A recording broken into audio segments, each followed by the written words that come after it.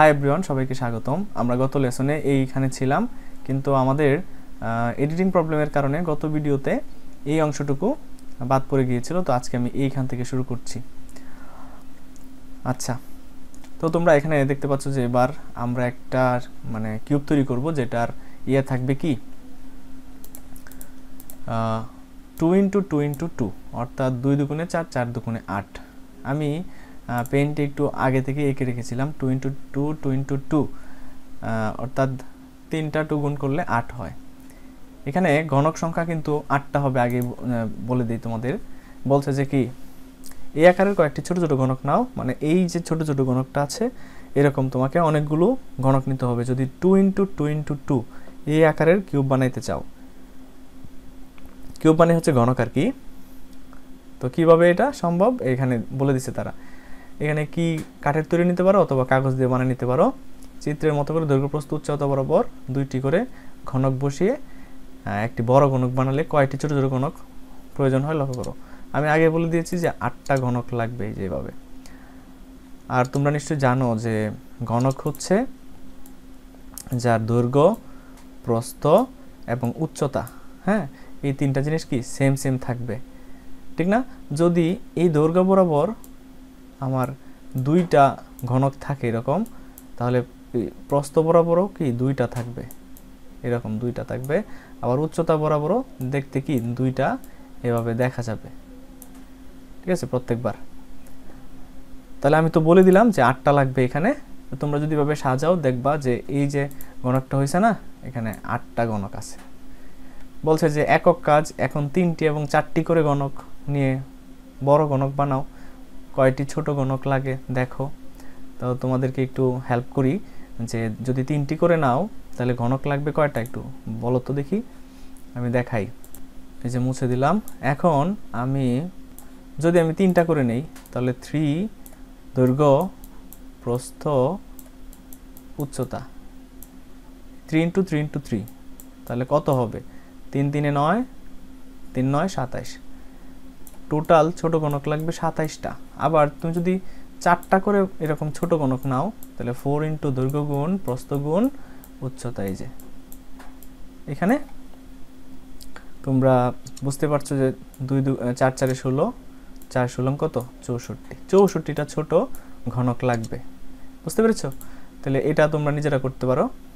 এখানে এইগুলাই বলা আছে যে একটু লক্ষ্য করলে দেখবে প্রথমে দৈর্ঘ্য প্রস্থ বরাবর 2টি করে ছোট ঘনক নিয়ে 2 × 2 4টি ঘনক নিয়েছে। আর এই 4টি ঘনকের উপরের তলগুলি 1টা 2 এর বর্গ তৈরি করেছে। আচ্ছা, এটা তোমরা পড়ে নিও, এটা খুবই ইজি। আমি তো এইখানে পেইন্ট আকারে দেখালাম যে তুমি যতটাই নাও, যে যদি তুমি বলো যে 3টা করে নিবা ঘনক, তাহলে 3টা করে ঘনক নিলে এই যে 1টা 2টা 3টা, তাহলে 3বার গুণ করতে হবে দৈর্ঘ্য, প্রস্থ আর উচ্চতা। 3টা জিনিস লাগবে ঘনকের ক্ষেত্রে একই মাপের, তাহলে 27টা হবে ছোট ঘনক। আর যদি 4টা করে নাও দৈর্ঘ্য বরাবর, প্রস্থ বরাবর, উচ্চতা বরাবর, তাহলে 64টা হবে। বুঝতে পেরেছো? এই কথাগুলো কিন্তু এখানে লিখেছে তারা। এই যে এটা, এই সবটা পড়ে ফেলাও তোমরা। আমি যদি পড়ে দিই তাহলে অনেক লেট হবে। তো এখানে একটা কথা বলে দেই। আচ্ছা, আমরা 37 পৃষ্ঠায় যাই। 5.1-এ 5.1 বলছে রুবিক্স কিউব ABCD। এই যে এখানে 4টা কিউব আছে ABCD। তোমরা এখানে লক্ষ্য করো যে এটা দৈর্ঘ্য ধরি, যদি আমি এটা যদি প্রস্থ ধরি আর এটা যদি উচ্চতা ধরি, হ্যাঁ, দৈর্ঘ্য প্রস্থ, দৈর্ঘ্য প্রস্থ, এই যে এটা দৈর্ঘ্য, পরে প্রস্থ, এটা হচ্ছে দৈর্ঘ্য প্রস্থ উচ্চতা, এই 3টা জিনিস। দেখো এই পাশে এই যে একটা, এই যে একটা, তার মানে 2টা আছে। তাহলে এইখানে যে করেছে তারা যে দৈর্ঘ্য প্রস্থ উচ্চতা বরাবর ছোট ঘনক সংখ্যা 2, তার মানে 3বার 2 গুণ করতে হবে। এই যে তারা 3বার গুণ করছে, 1বার 2বার 3বার, তাহলে কত হইলো? 8টা। বি নাম্বারে 3টা করে যদি নাও তাহলে এখানে বসাইতে হবে, কি বসাইতে হবে? এইখানে 3 বসাইতে হবে, এখানে 3, এখানে 3, এখানে 3, পাওয়ার হবে 3। তাহলে 3 3 কত হবে? 9, আর 3 9 27। এখানে উত্তর হবে 27। তারপরে আমরা যদি এখানে দেখি এখানে সি নাম্বার, তাহলে সি নাম্বার এখানে দেখো এই যে সি নাম্বার 1টা 2টা 3টা 4টা, মানে প্রত্যেকটা দৈর্ঘ্য প্রস্থ উচ্চতা বরাবর 4টা করে আছে। তাহলে তুমি এখানে কি করতে পারো, 4 লিখতে পারো, 4। তাহলে 3 বার 4 দিতে হবে গুণাকারে, দৈর্ঘ্য প্রস্থ উচ্চতা। এই হলো 4 4 16, 4 16 64 হবে। ঠিক আছে, দেন তোমরা পরেরটা করতে পারো ডি নাম্বার। ডি নাম্বারের ছবিটা দেখে আসো। এখানে দেখো যে তারা বলল কি 1 2 3 4 5, তার মানে দৈর্ঘ্য প্রস্থ বরাবর এবং উচ্চতা বরাবর 5টা করে আছে। তা আমি কি করতে পারি, এখানে 5 লিখতে পারি। ঠিক আছে, 5 লিখে দেই, এই যে 5। তাহলে দৈর্ঘ্য প্রস্থ উচ্চতা বরাবর 5 ইন্টু 5 ইন্টু 5, এটা হবে 5 5 এ 25, 5 25 এ 125, এই হয়ে গেছে। ঠিক সেম ভাবে এটা করতে পারি আমরা ই নাম্বারে। দেখো এই যে ই নাম্বারে কি কি আছে, 1 2 3 4 5 6 7 8 9, তার মানে এই দৈর্ঘ্য বরাবর 9টা, তাহলে প্রস্থ বরাবর 9টা থাকবে, উচ্চতা বরাবর 9টা। 1 2 3 4 5 6 7 8, এখানে 8টা, 1 2 3 4 5 6 7 8 9, না ঠিক আছে 9টাই। তার মানে 9 ইন্টু 9 ইন্টু 9 লিখতে হবে। এখানে যাও ই নাম্বারে এই যেটা দৈর্ঘ্য প্রস্থ উচ্চতা বরাবর গণক সংখ্যা হচ্ছে কয়টা, 9টা।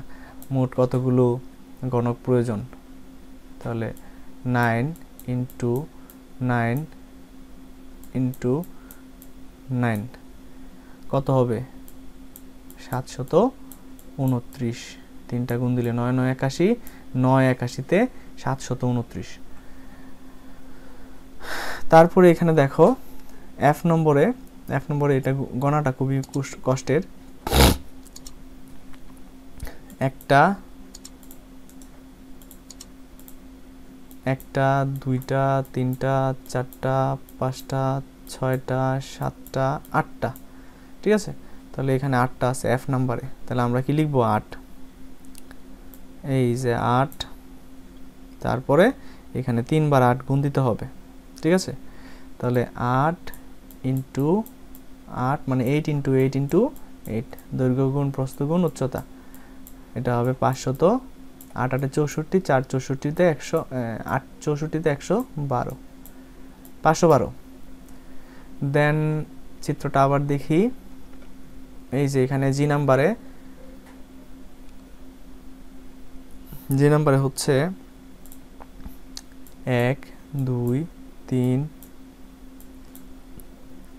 4 5 6 7, তার মানে দৈর্ঘ্য প্রস্থ উচ্চতা বরাবর 7 করে আছে। 7 করে থাকলে যেটা করতে হবে, আমাকে 7 3 বার লিখতে হবে,